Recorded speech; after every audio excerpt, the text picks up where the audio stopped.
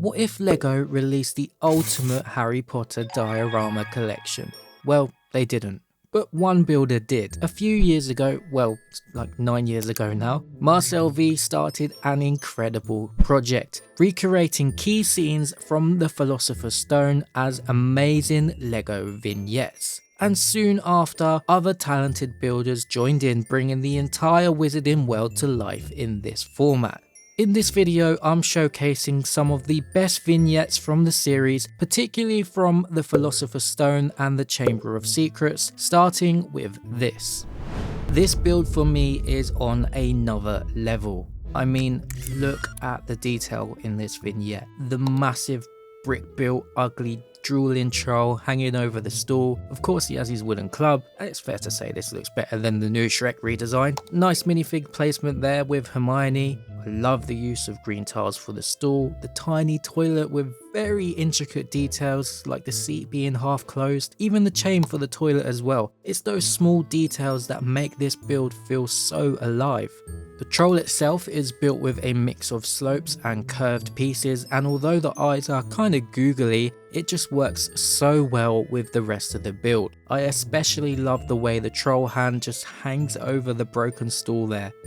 Moving on to another favourite of mine, and this is called Fluffy Awakens. Somehow Marcel has replicated the same style here with Fluffy, but instead of using those googly eyes, the eyes are very creatively made with studs. We've got great parts usage here to create the harp, and the gang are desperately just trying to get into that hatch. And what I'm noticing that Marcel does so well is capturing the moment as if it's actually happening. Just like he did once again with this scene, the Mirror of Erised. Fun fact that Erised is desire spelled backwards, which I only just realised. This scene is not particularly famous for its amazing action scenes, but it's so iconic for its meaning, and some of the most renowned Dumbledore quotes came from this moment. Such as, "It does not do well to dwell on dreams and forget to live." I'm sure Dumbledore made that sound much more thought-provoking than I did, but this is that exact moment, and as you can see, even though it's simple, it's executed so well.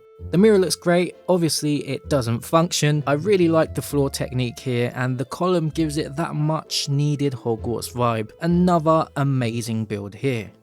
Not me, not Hermione, you. This next one is of course Wizard's Chess, and despite being a couple of minifigures on some black and white tiles, somehow it's still full of amazing details. The floor alone isn't just tiles. If you look extra closely, you can see there's a particular building technique used here to create space between the tiles, giving it more life. I do like the official LEGO Wizard Chess set, but there's something about this one that just feels way more authentic. I get that the pieces are bigger than the squares, so you couldn't play like this, but in terms of design, it looks great. Again, you can see how the moment has been captured so perfectly, with Ron clutching onto the knight as he prepares to sacrifice himself. I just think the way the scenes are so intimate is so well done. It's almost like we're zooming in on the exact moment as it's happening. This is where LEGO should be taking notes, because this is how you pull off a flying lesson. Here we have Neville hanging by his robe on the statue, which looks great, aside from the statue's hands being a different colour, which I can only presume was a logistical choice at the time, so we do have to look past that. What I especially love about this build is the archway and the face of the building. The way the tiles are all crooked and use different shapes and colours just gives it that Hogwarts vibe, and it's spot on. Even the grass down below, it's not just flat, which just adds so much to it. There's some sort of building technique used here on the floor, and I'm no expert because I've never built a MOC, so I'm not sure how easy this is to pull off, but it just works so well in this series.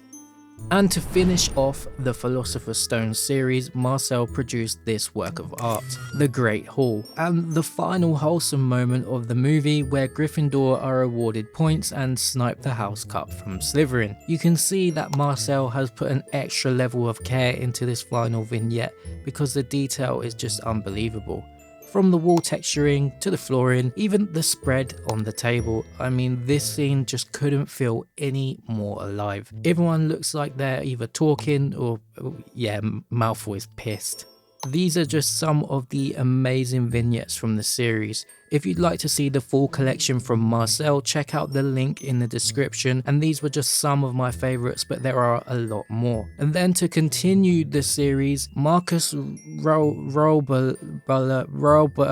picked up where Marcel left off and got to work on the Chamber of Secrets. Before we get into that, there's one thing you should do first, and that's hit that like button, leave a comment and subscribe if you want to see the rest of the series after the Chamber of Secrets.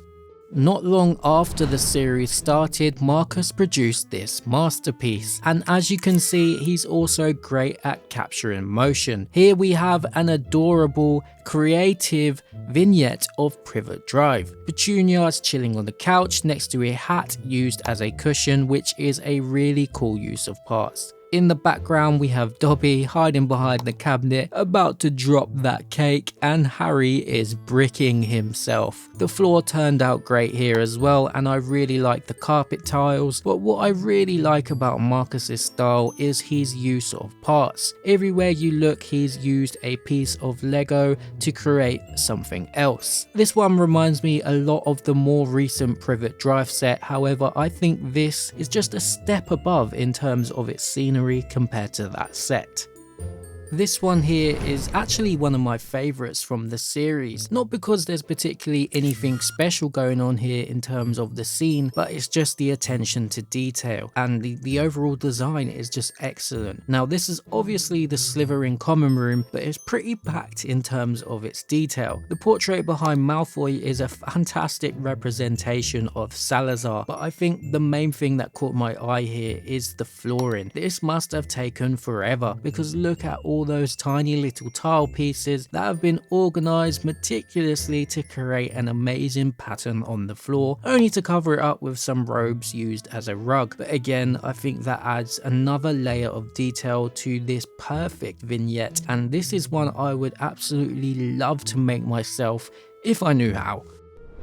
Another one of my favourites is the Polyjuice potion mistake. Firstly, we don't even need to mention it, but look at the floor again. Crazy parts usage to create something that's just way more interesting than the kind of floor that Lego gives you in their standard sets. Probably a bit unfair to say that, because it would cost a lot more to produce something like this. The cubicles are executed perfectly and they look amazing, but what I think really takes the cake with this one is that window. Look at all the little intricate parts used, it just looks absolutely fantastic. Obviously Moaning Myrtle has been photoshopped a little bit and she isn't actually invisible, but it helps bring the scene to life in the picture. Hermione looks great here, a lot better than the new Lego one, and of course the walls are packed full of details as well.